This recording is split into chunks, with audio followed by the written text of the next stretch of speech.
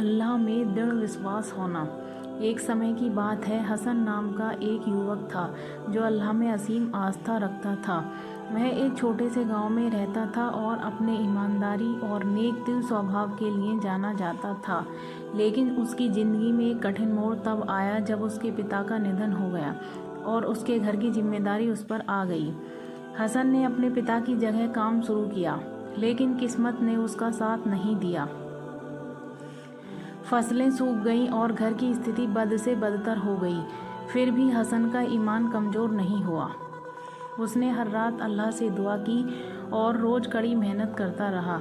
एक रात जब वह मस्जिद में नमाज पढ़ने गया तो उसने इमाम से एक प्रेरणादायक हदीस सुनी। हदीस में कहा गया था, जो अल्लाह पर भरोसा करता है अल्लाह उसे कभी निराश नहीं करता। वह उसे वहाँ से रिज़्क देता है जहाँ से वह सोच भी नहीं सकता।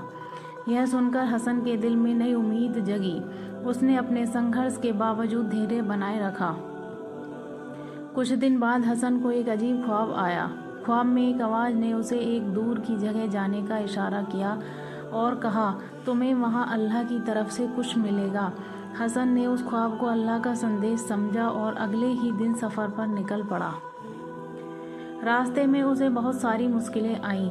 कभी भूख लगी तो कभी पानी की कमी हुई, लेकिन हसन ने कभी हार नहीं मानी। सफ़र के दौरान उसे एक गरीब आदमी मिला जो भूखा था। हसन ने अपने पास का आखिरी खाना उस आदमी को दे दिया। उस आदमी ने उसे दुआएं दी और कहा, अल्लाह तुम्हारे लिए भलाई करेगा। आखिरकार हसन उस जगह पहुंचा जहां उसका ख्वाब उसे ले जा रहा था।